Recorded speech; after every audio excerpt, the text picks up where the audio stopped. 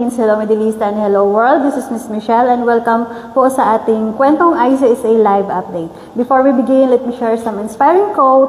Success doesn't come from what you do occasionally, it comes from what you do consistently. Today we are proud to introduce someone who truly embodies that spirit of consistency, resilience, and growth.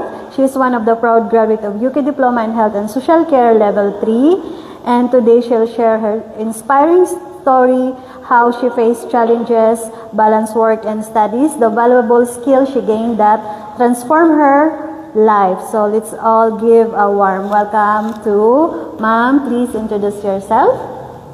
Hello po. Hello, ako po si Karen Obregon Suleiman. Currently here in Kuwait. 17 years na ako dito sa Kuwait.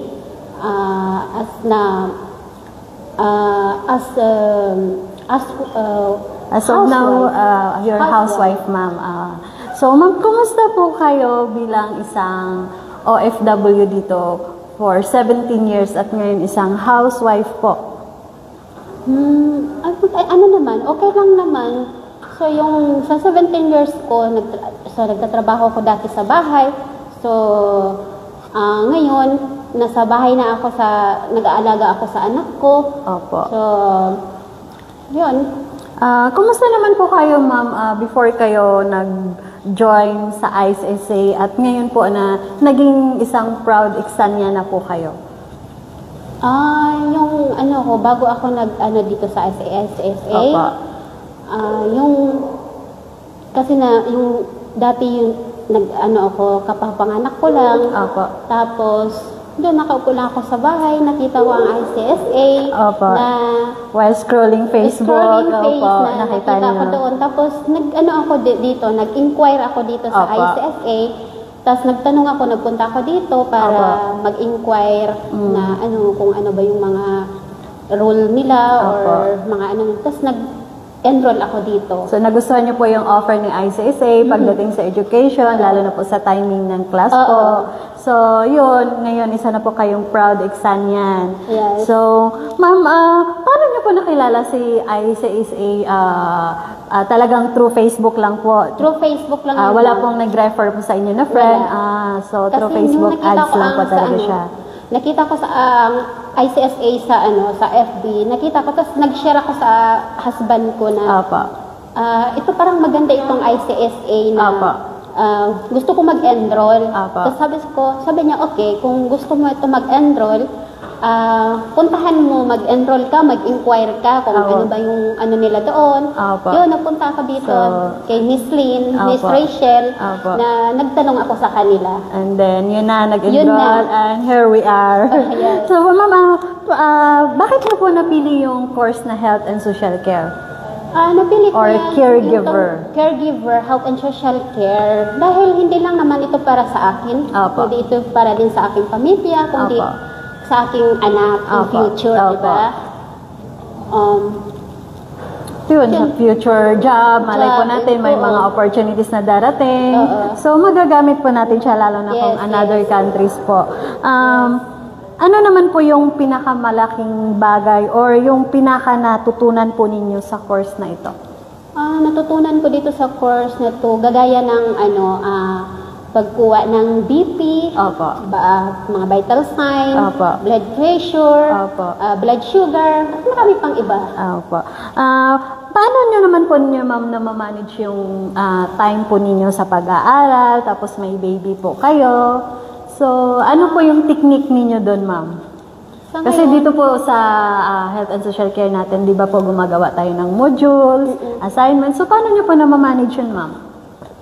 Okay lang naman. Kasi time naman at that, wala namang masyado akong trabaho sa bahay lang naman ako. So, sa module, okay lang naman.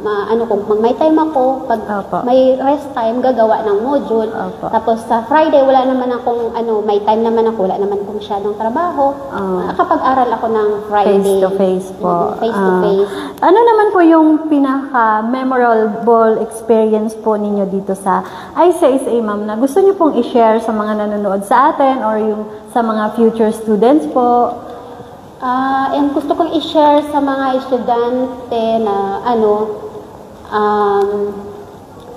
yung mga hindi nakakalimutang mga ano yung mga mga classmate, ang babait, kagaya ng banding, gano'n. You gain friends po dito sa klase po talaga. Kasi tapos lahat sila yung parang magandang mga friendly. Nagkakaroon ng banding talaga sa mga kaklase or yung mga other batches po ng klase po. Ma'am, ano po ang maipapayo po ninyo sa mga future students po ng health and social care o yung gusto pong pumunta dito para mag-inquire or yung curious lang po sila kung ano po yung health and social care or caregivers, so ano pong maipapayo po ninyo sa kanila? Yung papayo ko sa mga gustong mag-enroll dito sa ICSA, kung gusto niyo dito mag-enroll mga kabayan, kung gusto niyo dito mag-enroll sa ICSA, punta na kayo dito sa 8th floor. Magtanong kayo, mag-inquire kayo dito. Maganda yung pamamalakad nila sa paaralang ito. Kung gusto niya yung quality education. Ayun. Mai-recommend niyo po ba si ICSA, ma'am? At bakit po? Maganda kasi based on experience talaga, ma'am, na maganda talaga. Kaya so pagdating sa quality education, okay na okay talaga si ICSA, and then yun nga yung time sa klase, marami po tayong pagpipilian. Marami silang, tsaka ang mga kasi dito, yung mga staff nila is tawag nito approachable. Napaka talaga nila. Sila, entertainment. Sino po ang naging instructor ninyo, ma'am? Naging instructor ko ay si Sir Mark Kevin. Salamat po, sir. Ang masasabi ko lang kay Sir Mark na maraming salamat. Dahil kung wala siya, wala rin kami dito. Na naging social care nakuha ko itong course na to, natapos ko itong course dahil kay Sir Mark.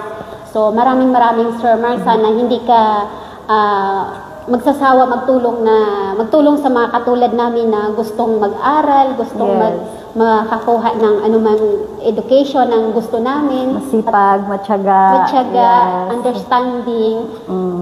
Okay, salamat, sir. God bless. So yun nga, sabi nga ni Sir Mark, bawal ma-stress. So, bawal ma-stress, and alhamdulillah, ito na po kayo, ma'am. Tapos na yung course ninyo. At ngayon, waiting na lang po kayo sa inyong credential from UK po. So, ayun po, maraming salamat po, ma'am, sa pagbagi po ng inyong kwento na bilang isang proud Iksanian at isang success story ng ICSA. So, ayun po, on behalf of ICSA family, congratulations po, ma'am.